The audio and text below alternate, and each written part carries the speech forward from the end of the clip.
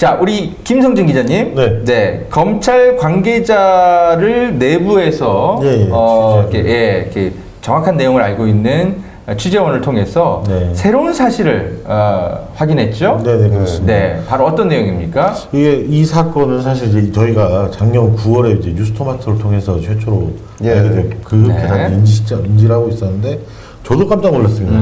이제 허재현 팀장이 한번 취재를 해보라고 해서 모 취재원에게 취재를 하는 도중에 이런 하시더라고요. 대검 범정이 명태균 관련 사건을 지난해 3월에 인지한 것으로 나타난다. 이게 총선 이전 아닙니까? 작년 3월에. 그렇지요. 예, 이미 알고 있었다라는 사실입니다. 대검 범정이라는 게 이제 원래 범죄정보기획관실이라는 게 그 각종 범죄 정보를 이제 수집하는 건데 정보 역할을 어떻게 경찰로 치면 이제 정보 역할을 하는 그런 곳인데 이게 문재인 정부 때 사라졌습니다. 하도 이제 이런 민간인 사찰 문제도 있고 그렇죠. 그래서 한동훈 야씨 부활시켰는데 이제 얘들이 이미 명태균 사건을 쥐고 만지작 하고 있었다라는 거를 저희가 정확하게 포착을 했습니다. 아, 지금 저게 굉장히 중요한 지점인 게 시점이요. 네. 원래는 우리가 이제 뉴스토마토 보도로 맞습니다. 2024년 9월 달에 네, 맞습니다. 세상에 알려지고 검찰이 그것에 따라서 수사에 착수한 것을 우리는 다 알고 있잖아요. 그렇죠. 그러면은 원래 상식대로라면 검찰은 2024년 9월 달에 수사를 시작한 거여야 하는데 그런데 지금 보면 검찰은 인지사건으로 저 사건을 최소한 지난해 3월에 인지했다라는 거 아닙니까? 그렇습니다. 그런데 아무것도 안 하고 아마 뉴스토마토 보도가 없었다면 평생 아무것도 안 하고 있었을. 예, 아무도 모르고 지나갔을. 조금 첨언을 하자면 1월 달쯤에 제가 기억이 나는데 그 세계일보발 단독 보도가 하나 있었습니다. 그 명태균과 관련해 가지고. 그렇죠. 예, 세비 사건. 네.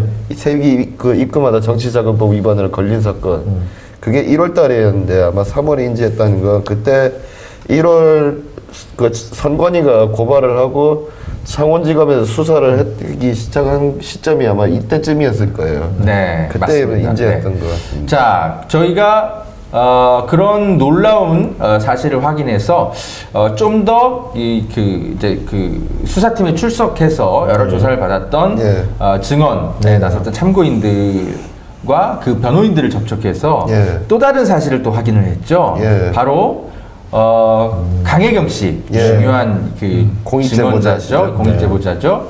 이분이 명태균의 녹취가 담긴 휴대폰을, 그러니까 우리가 지금 알고 있는 그 명태균의 온갖 그 국정농단과 공천거래국과 이런 것들의 그 녹취가 담긴 휴대폰을 통째로 검찰에 넘긴 시점이 2024년 9월이 아니라 2024년 4월이다라는 총선쯤 증언을 저희가 확보를 해냈습니다. 그러니까 이게 명태균 녹취록 지금 우리가 듣고 다 깜짝 놀랄 만한 그런 내용들을 검찰은 이미 2024년 4월에 포렌식을 통해서 다 확인하고 내부에서 난리가 났었다. 충분히 그렇게 추정할 수 있는 단서인 거죠. 네. 자, 그리고 강혜경 씨는 나아가서 이렇게 진술도 했다고 합니다. 이게 아까 우리 조아준 기자가 말한 것처럼 사실 검찰 수사 이전에 원래 선관위 조사 사건이었어요. 그랬었죠. 그렇죠? 네, 김영선에 대한 2023년 5월, 그러니까 1년 전이죠. 검찰 수사가 본격화되기 1년 전에 선관위에 먼저 출석해서 강혜경 씨가 진술을 하는데 모든 걸 솔직하게 얘기를 했었다고 저희는 파악을 했습니다. 명태균이 김영선의 공천을 도왔고 그 대가로 김영선이 세비 절반을 명태균에게 준 거다. 이 돈의 흐름은 그런 거고, 그리고 김영선 공천에 김건희 씨도 연루돼 있다고 선관위 조사 때부터 진술을 했다라는 증언을 저희가 확보를 했습니다. 이제 뉴스토마토에 다 나왔던 내용인데 무려 1년여 훨씬 전에 이미 다 파악됐던 거네요. 1년 4개월 전에 놀랍습니다 정말. 네, 내부에서 다 알고 있었던 거예요. 선관위 조사 때부터 그렇습니다. 얘기를 했군요. 네. 이게 결국 그 부정선거인지 음모론에 따르면은 이 정보를 그러면 바로 민주당 이재명 대표한테 보고가 갔어야 됐을 것 같아요. 네, 맞습니다. 이재명 대표도 뉴스토마토 보고 알았을 겁니다. 뭐 그랬겠죠. 네. 검찰이 이재명 대표에게 저걸 줄 리가 없으니까요. 꽁꽁 숨겼겠죠. 자, 뉴스토마토 기사 좀 다시 한번 확인해 볼까요? 2024년 9월 5일 날 예, 이때 이제 세상 모든 예. 사람들이 이런 게 있구나. 예. 근데 이거 진짜야? 텔레그램 있어 없어? 네. 뭐 이렇게 해서 한 달여를 이제 소비를 하죠. 네. 예. 그러고 나서 실제적으로 막 알려지기 뭔가 좀 실체가 구체적으로 녹취록이 진짜로 있대. 네. 이런 것들이 드러나기 시작한 건 2024년 10월 달이나 돼서 이제 하나둘씩 예. 나오기 시작했습니다. 예, 맞습니다. 네. 그때 심지어 명태균대 MC라고만 나왔었어요. 그때. 그랬죠. 네, 맞아요. MC라고만 네. 그런데 검찰은 2024년 늦어도 3월과 4월에는 예. 이미 다 알고 있었던 내용이었다. 그렇죠. 예. 범정에서 알았다는 거는 아마 법무부 장관까지 모두 다 파악했을 보고가, 거고 그렇죠. 그렇다는 것은 대통령에게도 보고 네. 갔을 가능성을 배제할 수 없어 보입니다. 네. 그래서 좀 기억이 좀 가물가물합니다만 총선 어쨌든 그 즈음쯤에 이런 것들을 검찰 내부에서 알았던 거 아니에요. 예. 실제로 계엄 준비나 여러 가지 것들도 그 즈음부터 예. 뭔가 막 그 착수 움직임이 있지 않았습니까? 강기범 기자님? 그죠?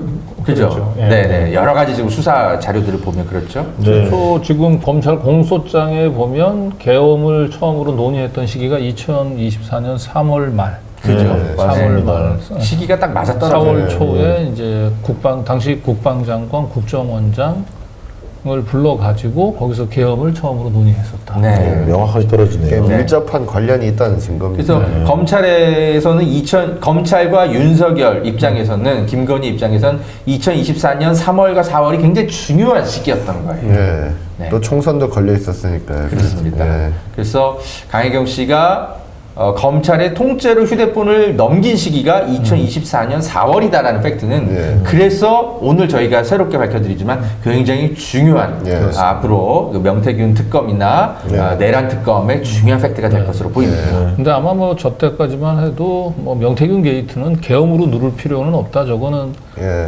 우리 검찰 조직으로 충분히 제압이 가능하다고 판단했을 거예요. 그랬겠죠. 예, 총선에서 지니까 이제 발등에 불이 떨어져서 계엄에 이제 한 발 더 박차를 가한 것 같습니다. 예.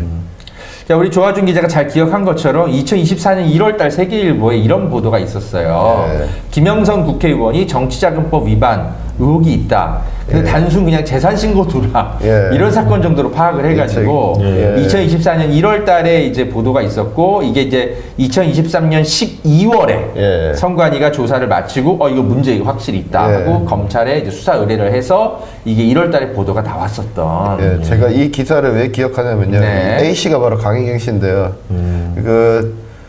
제가 이 기사를 인용 보도했었습니다. 근데 지금 그 이름은 누군지 모르겠어요. 네. 김영선은 보좌관이라는 사람이 저한테 항의 전화를 했어요. 이거 사실 아니라고.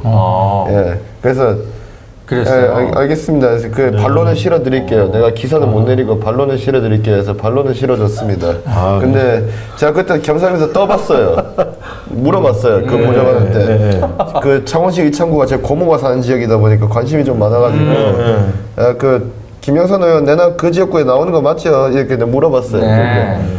그럼요. 그럼 한번 나오죠. 그렇게 했는데 나오긴 개코가 나와요. 그게. 지금 전화 한번 다시 안 받더라고요. 안 받아요. 그 이사 안 받더라고요. 보장한 분이 틀린 말을 하는 거 아니네요. 이게 재산 신고 누가 잘못된 거죠. 반띵을 한 건데. 그러네요. 음모를 냈다. 네. 실제로는 다 반띵하고 공천 거래하고 그런 건데. 그랬는데. 그러니까 1월 달에 김영선 보좌관하고 통화를 했다는 거네요. 예, 네. 그렇습니다. 항의 전화가 와서. 예, 항의 전화 와서 그 이름은 안 밝히더라고요 그 사람이 그게 제가 마지막으로 통화했던 게 이게 김영선 의원이 김해 갑으로 간다고 했을 때 네. 제가 그 검증을 위해서 물어봤습니다. 그게 김해 갑에 왜 나가세요? 거기 그 민홍처럼 만만한 사람도 아닌데 가봐자 떨어지실 겁니다. 제가 물어봤고 네. 말하면서 그렇게 얘기했는데 아직 사실 아니다고 그러더라고요 그때.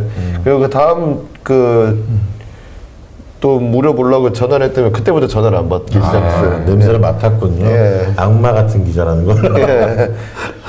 자, 타임라인을 다시 한번 좀 복원을 해보겠습니다. 강혜경 씨가 2023년 4월에서 5월, 예. 그때 이제 선관위 조사를 처음에 받아요. 예. 그런데 명태균 씨의 바람과 달리 예. 이때 이미 강혜경 씨는 명태균 씨와 크게 다툰 이후여가지고 솔직하게 다 선관위에 가서 얘기를 해버렸다고 합니다. 예. 저때 이미 이제 김건희 이름이 나왔다는 거죠. 예. 김건희의 그렇습니다. 도움으로 이제 공천을 받았다는 얘기를 했다. 그렇습니다. 그래서 선관위에서 처음에는 그냥 지역 선관위에서 대충 조사하고 좀 넘기려고 했던 분위기 같았다고 하더라고요. 그런데 너무 막 굵직굵직한 이름이 갑자기 딱 튀어나오니까 선관위도 좀 당황을 했고, 예. 그래서 결국 2023년 12월 달에 이제 검찰에 이 사건을 넘깁니다. 여기서 이제 우리가 주목해야 될 게 통상은 선관위에서 예. 조사를 하면 검찰이 아니고 경찰에 넘겨요. 예, 맞습니다. 그죠? 근데 예. 이걸 경찰에 안 그렇죠. 넘기고 검찰에 넘겼고 뭔가 네. 그리고 실제로 검찰에 이걸 받아두면 귀찮아서 먼저 예. 경찰에 지휘를 보내죠. 예. 그런데 경찰에 보내지 않고 검찰이 직접 수사를 하는 거잖아. 뭔가 이상한 거죠. 예. 그죠? 네. 그래서 이거는 이제 분명히 더 큰 윗선에서 아마 어떤 조정이 있지 않았을까 이런 추정을 좀 해보는데 자 아무튼 강혜경 씨는 이때까지만 해도 검찰을 좀 믿었던 것 같습니다. 예. 2024년 3월 강혜경 씨가 이제 검찰에 출석해서 첫 조사를 받는데 역시 선관위에서 얘기했던 것과 똑같이 막 대하소설 같은 이야기들을 검찰에 가서 다 진술을 하는데 검찰 수사관이 믿으려고 하질 않더래요. 그래가지고 강혜경 씨가 왜 못 믿냐? 내가 증거 다 있다. 그래가지고 한 달 뒤인 4월에 바로 통화 기록이 다 남겨 있는 그 녹취록, 육성까지 다 있는 그거를 휴대폰을 통째로 제발 좀 이거 디지털 포렌식해서 다 가져갔어요. 수사 좀 해달라. 제출했단 말이에요. 근데 여기서 이제 선관위에서 검찰로 사건을 넘겼던 2023년 12월 요 직전에 이제 그 명태균이 강혜경한테 전화를 해가지고 그렇죠. 다 뭐 경찰청장 여기 검찰청장 네. 그죠? 이 두 사람 다 우리 또 김영선 의원한테 와가지고 충성 맹세했어. 그러니까 전혀 문제될 거 없어 이렇게. 그렇죠. 한때요. 네. 실제로 한 차례 또 무혐의가 났다고 하지 않습니까? 근데 강혜경 씨는 이제 뭐 뒤늦게 이제 여기저기 이제 입장을 밝혔지만 사실은 나는 이길 자신이 있다.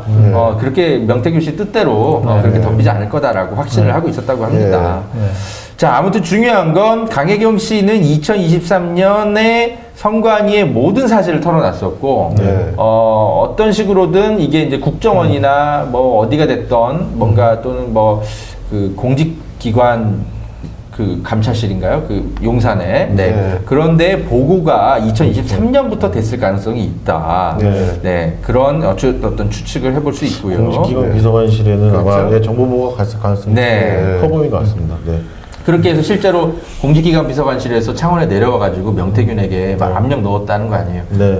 이름 팔고 다니지 말아라. 그리고 이제 너 이미 다 검찰 출신들이 잘 그렇죠. 잡고 있었고. 네네네. 다 이런 게 다 흔적인 것 같습니다. 그때 공직기관 비서관이 누구였죠? 네, 그 김건희 씨의 측근들이 다 그 비서관실에 있었던 거 아닙니까? 예. 그렇죠? 네. 자, 저희가 강혜경 씨 쪽의 변호인도 저희가 접촉을 했어요. 네, 우리 김성진 기자가 설명 좀 해주시겠습니까? 예, 강혜경 씨 변호인 쪽에서 이렇게 말씀하셨어요. 검찰은 강혜경으로부터 모든 증거를 아까 말씀하셨던 대로 지난해 4월에 받아갖고 9월 30일 날 우리가 알듯이 이제 압수수색했던 언론 보도 내용은 사실 어쩔 수 없이 다시 한 듯 하다라고 하셨지만 사실 언론 플레이였다라고 말씀을 쇼였네요. 쇼였던 거죠. 그래서 제가 이게 약간 에피소드를 좀 더 들었는데 그때 강혜경 씨가 이런 반응이었대요. 아니 제가 다 휴대폰 다 전해드린 지가 몇 개월 전인데 뭘 이걸 다시 받으러 오셨냐. 본인 입장에서 좀 황당한 거죠. 네네네네. 그래서 뉴스토마토 보도가 이제 다 나와가지고 아마 이제 어쩔 수 없이 나온 것 같은데 근데 강혜경 씨가 그랬다라는 거예요. 그러니까 근데 이거 그 압수수색을 나온 사람이 그 목소리가 되게 익숙하더래요. 알고 봤더니 자기가 예전에 통화한 적 있었던 검사였던 거예요. 조사 때문에.